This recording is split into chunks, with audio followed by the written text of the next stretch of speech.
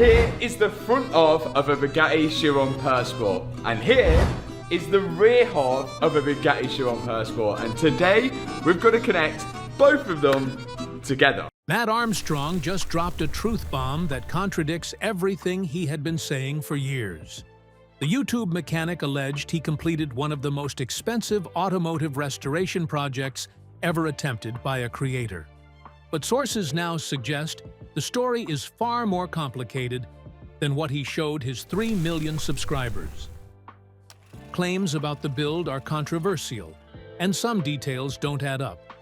Where did millions of dollars for this Bugatti actually come from? And why did he stop talking about this project? Join us as we expose what Matt Armstrong didn't want people to know. The YouTube mechanic who became too ambitious. Matt Armstrong built his entire YouTube empire on one simple concept: taking broken, abandoned, and seemingly impossible cars and fixing them. His channel grew massive because he was good at it. He had the skills and the workshop, and most importantly, he had the charm. Millions of viewers tuned in weekly to watch him diagnose problems and rebuild engines that other mechanics said were unsalvageable. But somewhere along the line, the projects got bigger. The cars got more valuable. The stakes got higher. What started as restoring old Mustangs and fixing abandoned trucks evolved into something different, something more expensive, something that allegedly required deals with exotic car dealers, mystery sponsors, and funding sources that were never fully explained to his audience. The Bugatti rebuild became his white whale. According to Matt's videos, he acquired a Bugatti Veyron that was in terrible condition. The French hypercar, worth multiple millions of dollars, even in damaged condition, came to him non-functional. Most viewers assumed this was like his other projects: find the car, diagnose the problem, rebuild it, sell it, and move on to the next one. But the Bugatti was different. The timeline stretched on for months, and the costs kept climbing higher. According to sources in the automotive YouTube community, the real numbers behind the rebuild exceeded what Matt was showing in his videos. Some industry insiders claim the actual repair costs and project expenses were substantially higher than Matt had publicly disclosed. The gap between what viewers were told and what supposedly actually happened began to widen.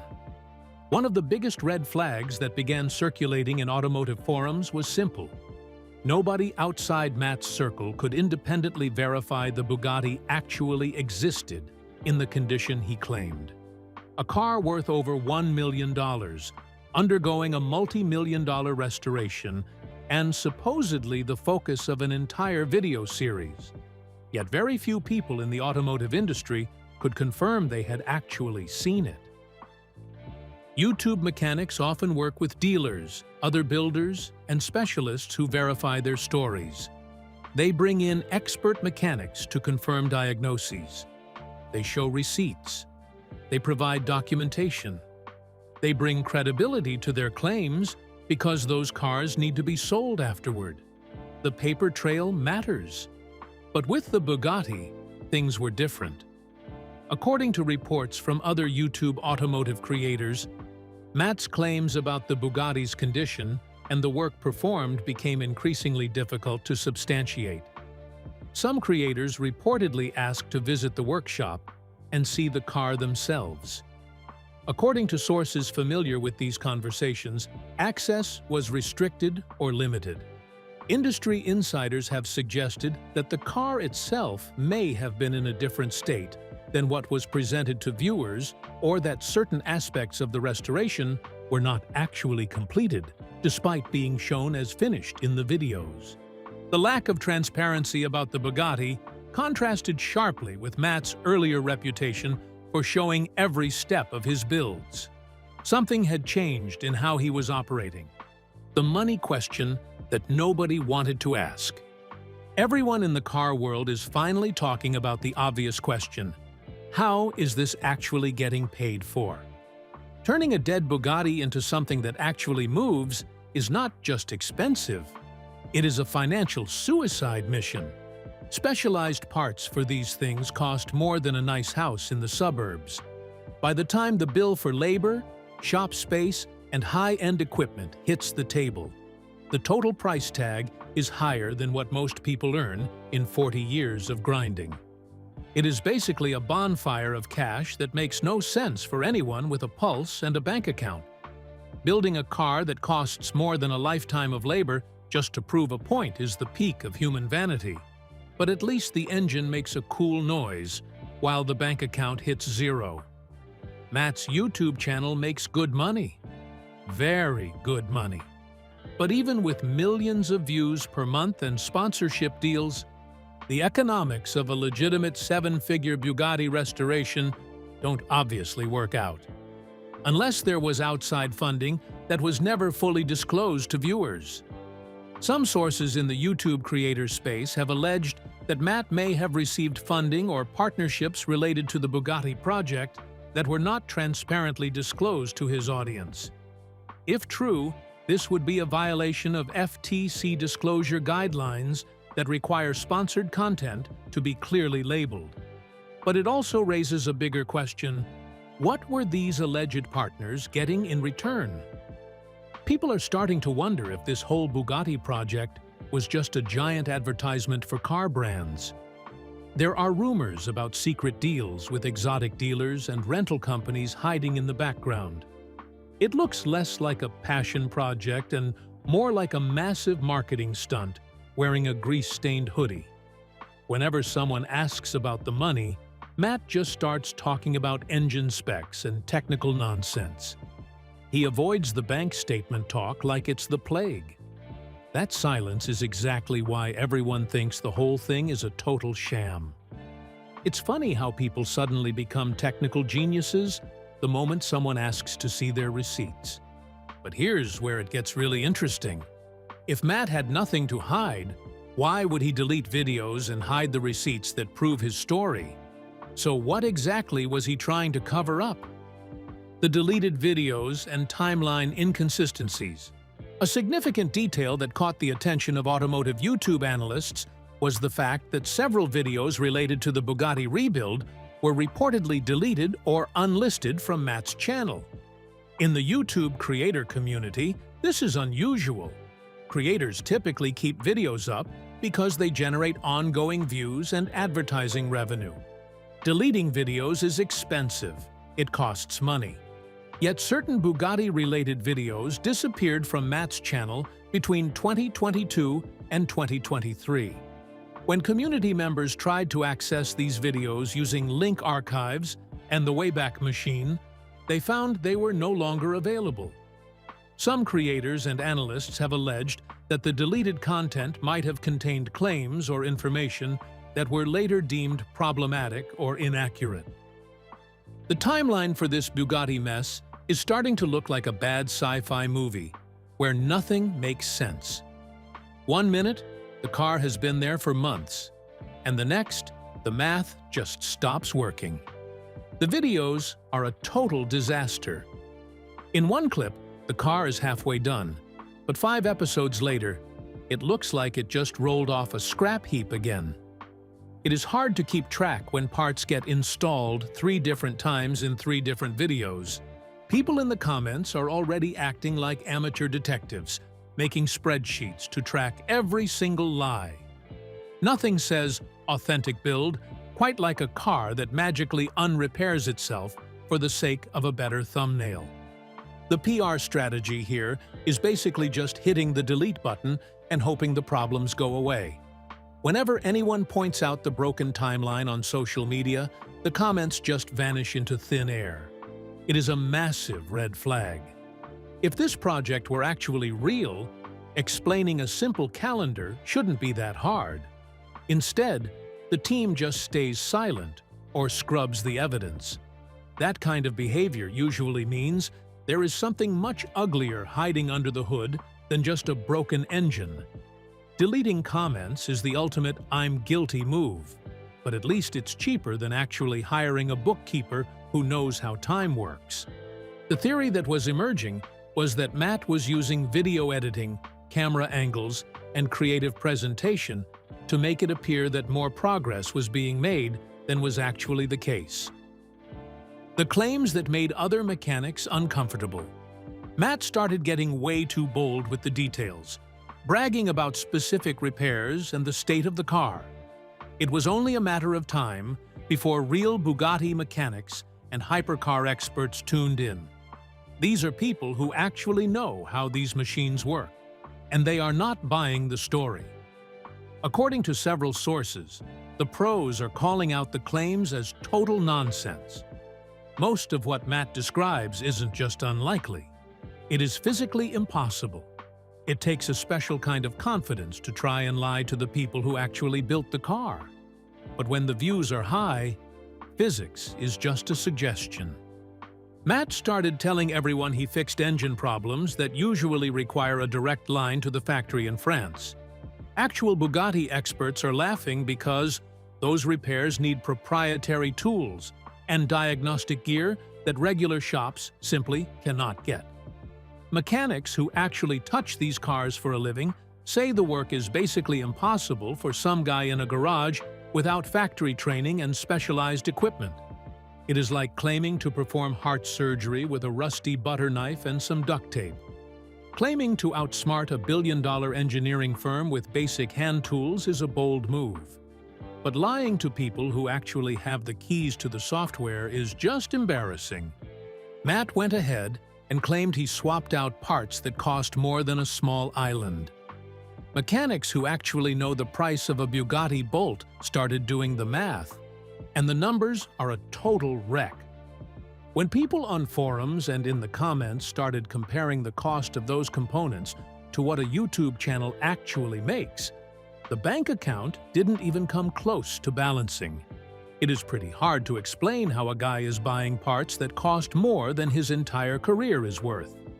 One particularly controversial claim involved Matt stating he had completed a comprehensive restoration of the Bugatti's transmission.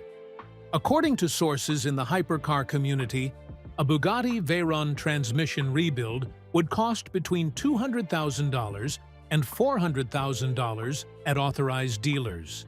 Matt never showed this expense on his channel. He never explained how it was paid for or completed. But the real problem started when people demanded answers. Instead of showing the receipts or explaining the gap, Matt did something that made everything worse. He attacked the people asking. So what was he actually hiding? The breaking point and public reckoning. By the end of 2023, the internet finally ran out of patience. The constant stream of nonsense turned the comment sections into a total war zone. Even fans who had been subscribed for years started smelling the garbage and calling it out. Over on Reddit, people were ripping the project apart in every car thread they could find. It went from a fun building series to a massive joke that everyone was in on. The loyal audience did not just leave, they stuck around specifically to point out how fake the whole thing had become. Nothing brings people together quite like realizing they have been lied to by a guy in a high-vis vest for 12 months straight. Old friends and partners who used to help Matt out are suddenly nowhere to be found. Behind closed doors and in private chat groups, these mechanics are admitting that the Bugatti story smells like a dumpster fire. The general vibe among the experts is that the math and logic just do not exist. Everyone knows the story is a total fabrication, even if they have not caught him holding the smoking gun just yet. When the people who actually helped build your career start acting like they don't know your phone number, it means the ship is officially underwater. Matt finally hit the breaking point and decided to go with the classic angry internet guy defense. Instead of actually explaining the broken timelines or the magical disappearing money, he just started calling everyone haters who don't understand how real work gets done. It was a massive pivot that basically confirmed everyone's suspicions. If the project were actually legit, he would have just shown the receipts or explained the logic. Instead, he threw a tantrum and acted like anyone with a brain was just out to get him. Calling your audience haters because they noticed basic math does not add up is a bold strategy, but it usually just means he ran out of believable lies. When legitimate skepticism is met with dismissal rather than explanation, it typically raises more questions rather than answering them.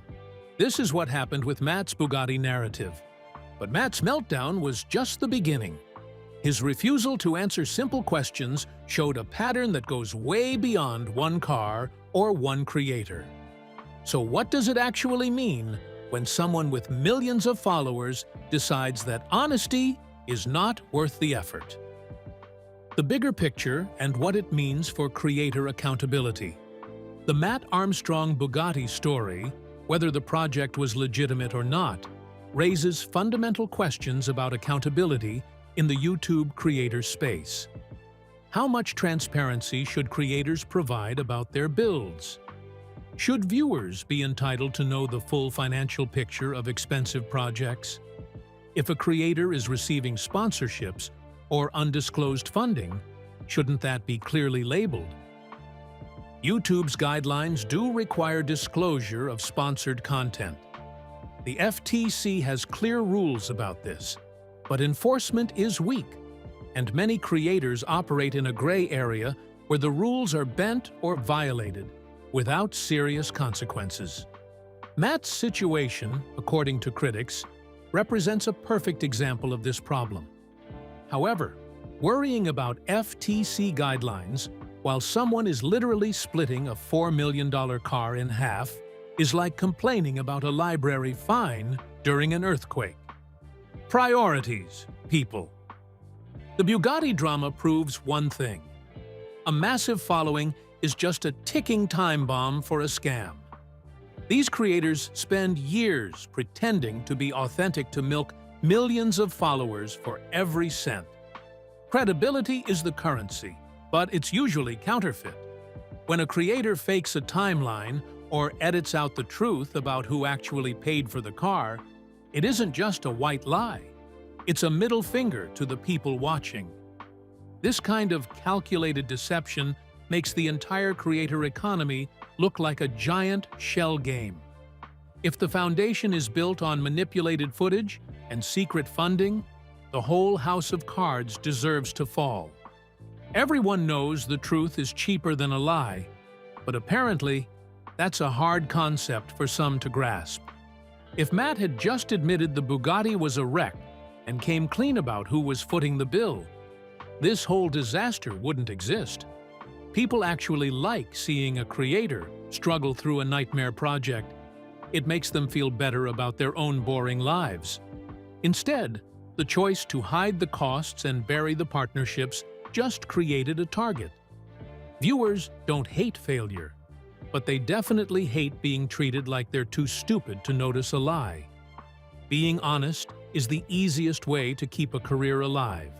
Yet somehow, these guys always choose the most complicated way to commit professional atrocities.